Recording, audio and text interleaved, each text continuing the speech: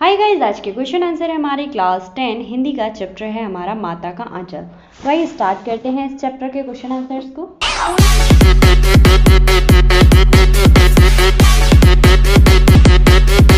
Guys, इस chapter का question number first है हमारा, प्रस्तुत पाठ के आधार पर यह कहा जा सकता है कि बच्चे का अपने पिता से अधिक जुड़ाव था, फिर भी वह विपदा के समय पिता के पास ना जाकर माँ की शरण लेता है। आपकी समझ में इसकी क्या वजह हो सकती है? तो आंसर देखते हैं।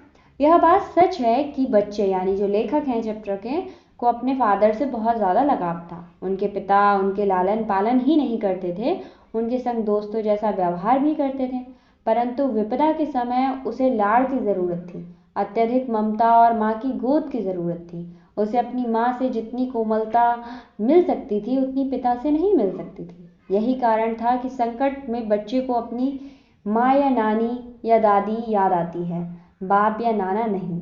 ठीक है, माँ का लाड़ घाव को भरने वाले मरहम जैसा काम करता है। इसके बाद आता है क्वेश्चन नंबर सेकेंड, आपके विचार से भोलानाथ अपने साथियों को देखकर सिसकना क्यों भूल जाता है?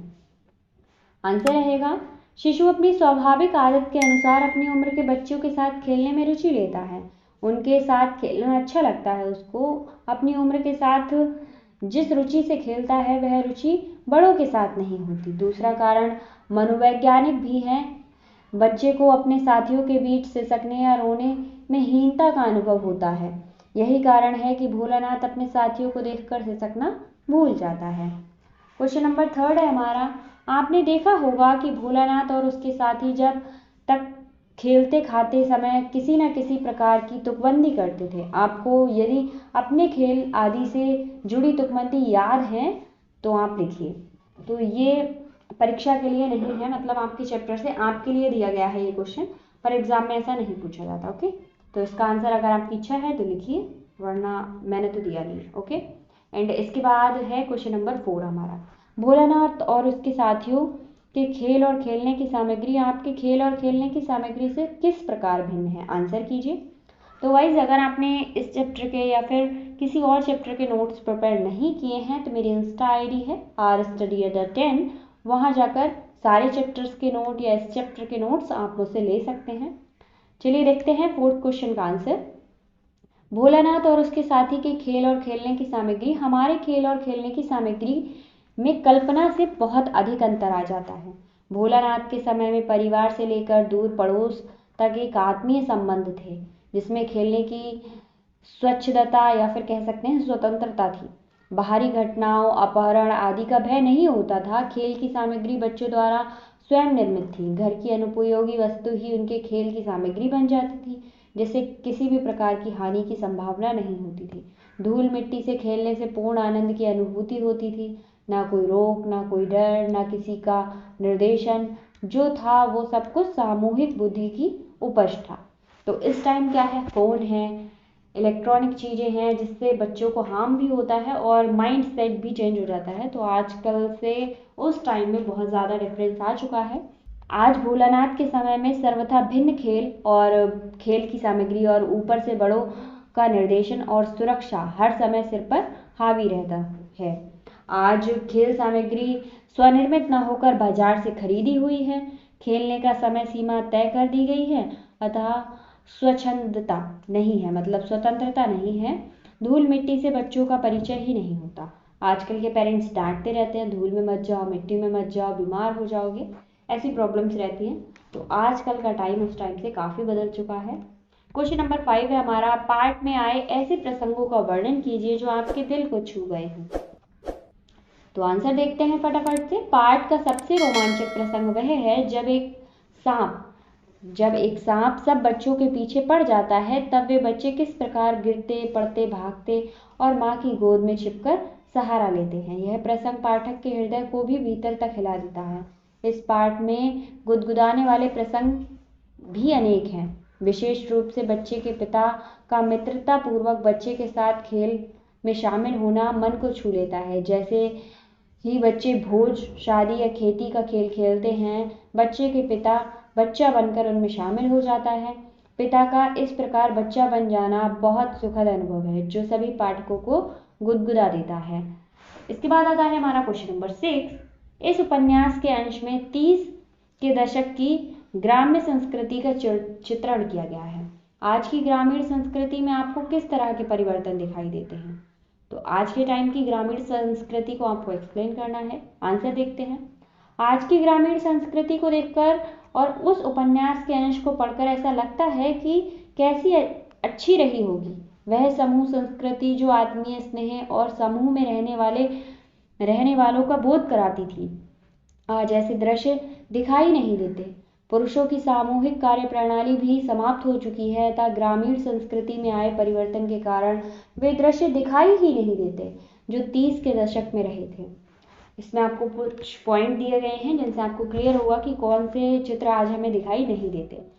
आज घर सिमट गया है, घरों के आगे चौतरे का प्रचलन समाप्त हो चुका है। सेकंड, आज परिवारों में एकल संस्कृति ने जन्म ले लिया है जिसे समूह में बच्चे अब दिखाई नहीं देते।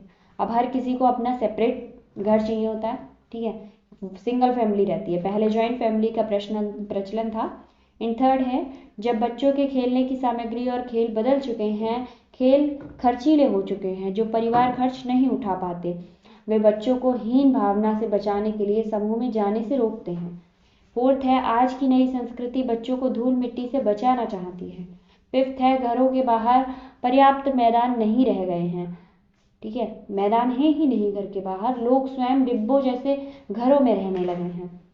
तो यही कुछ पॉइंट हैं जिनके कारण ऐसी स्थिति आज आ चुकी है। क्वेश्चन नंबर 7 है, पाठ पढ़ते पढ़ते आपको भी अपने माता पिता का लाड़ प्यार याद आ रहा होगा। अपनी इस भावनाओं को डायरी में अंकित कीजिए। तो ये क्वेश्चन भी आपका एग्जाम में नहीं आने वाला है, या आप खुद लिख सकते हैं, अगर आपकी इच्छा है तो लिखिए। इसके बाद क्वेश्चन नंबर 8 आता है, यह माता पिता का बच्चे के प्रति जो वात्सल्य उक्त हुआ है अपने शब्दों में लिखिए, ठीक है। वात्सल्य को अपनी लैंग्वेज में आपको लिखना है। तो पिता अपने साथ शिशु को नहलाना धुलाकर पूजा में बैठा लेना, माथे पर तिलक लगाना, फिर कंधे पर बिठाकर गंगा तक ले जाना और लौटते समय पेड़ पर बिठाकर झूला झुलाना कितना मनोहारी दृश्य उत्पन्न करता है, ठीक है। आज के टाइम में किसके फादर के पास इतना टाइम है कि वो इतने सारे काम कर सके, या बच्चे के सारे काम मम्मी ही करती है, मम्मी को भी इतना टाइम नहीं होता है, ठीक है।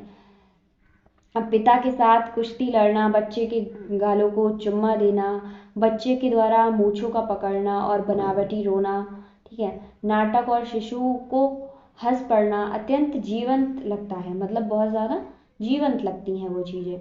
माँ के द्वारा गोरस भात खाना, तोता मैना आदि के नाम पर खिलाना, उबटना, शिशु का श्रृंगार करना और शिशु का शिशकना, बच्चों की टोली को देख सिसकना बंद कर विविध प्रकार के खेल खेलना और मोशन तिवारी को चिढ़ाना आदि अद्भुत दृश्य उकेरे गए हैं। ये सभी दृश्य अपने शैशव की याद दिलाते हैं, मतलब हमें हमारे बचपन की याद दिलाते हैं।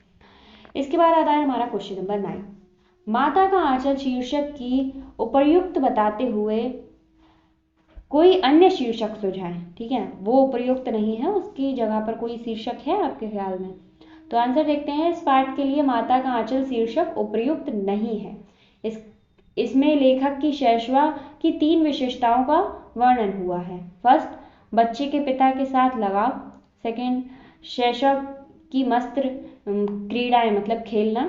एंड थर्ड, माँ का वात्सल्य। फोर्थ, माँ का आंचल।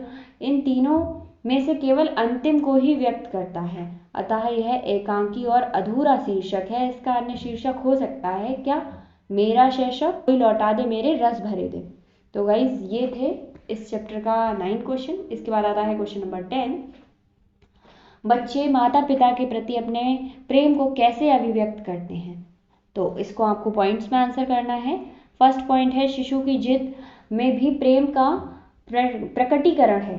एंड सेकेंड, शिशु और माता के सानिध्य में यह स्पष्ट करना कठिन होता है कि माता पिता का स्नेह शिशु के प्रति है या नहीं, ठीक है या शिशु का माता पिता के प्रति, दोनों एक ही प्रेम में संपूरक होते हैं। थर्ड है, शिशु की मुस्कुराहट शिशु को उसकी गोद में जाने की ललक उसके साथ विविध क्रीड़ाएं करके अपने प्रेम के प्रकटीकरण करते हैं। एंड फोर्थ है, माता पिता की गोद में जाने के लिए मशलना और प्रेम ही होता है। इस प्रकार माता पिता के प्रति शिशु के प्रेम को शब्दों में व्यक्त करना कठिन होता है। क्वेश्चन नंबर 11 है हमारा, इस पाठ में बच्चों को जो दुनिया रची गई है वह आपके बचपन की दुनिया से किस प्रकार भिन्न है? तो आपने अगर ये चैप्टर पूरा पढ़ा है तो आप सोचिए कि आपकी जो दुनिया है वो किस तरह से अलग है इस बच्चे की दुनिया से। काफ़ी अलग होगी, आप सोचिएगा ज़रूर। देखते हैं इसका आंसर। हमारा बचपन इस पाठ में वर्णित बचपन से पूरी तरह भिन्न है। हमें अपने माता पिता का ऐसा लाड नहीं मिलता। मेरे पिता प्रायः अपने काम में व्यस्त रहते हैं। प्रायः वे रात को थक कर ऑफिस से आते हैं। वे आते ही खा पी कर सो जाते हैं। वे मुझसे प्यार भरी कुछ बातें ज़रूर करते हैं। मेरे लिए मिठाई, चॉकलेट, खिलौने भी लाते हैं। कभी कभी स्कूटर पर बिठाकर घुमा भी आते हैं, किंतु मेरे खेलों में इस तरह रुचि नहीं लेते। वे हमें नंग धड़ंगा तो रहने ही नहीं देते।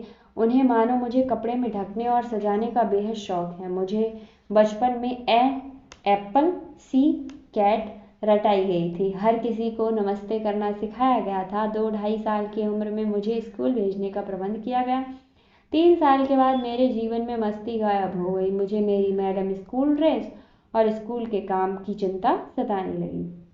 तब से लेकर आज तक मैं 90% अंक लेने के चक्कर में अपनी मस्ती को अपने पाँव के नीचे रौंदता चला आ रहा हूँ।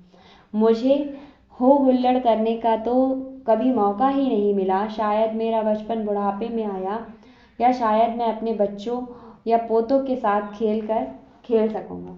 तो गाइस, ये जो क्वेश्चन आंसर दिया गया है, ये भले ही हमें बहुत बुरा लगता है आज के टाइम में, पर आज के बच्चों के लिए जो फैसिलिटीज़ चाहिए होती हैं उसके लिए पैसे कमाना ज़रूरी होता है, और उसके लिए पापा को ऑफिस जाना ही होता है। ठीक है, और आप लोग भी अब पहले जैसे नहीं रह सकते। तो गाइज, ये थे आपके इस चैप्टर के क्वेश्चन आंसर। आई होप आपके समझ आए होंगे।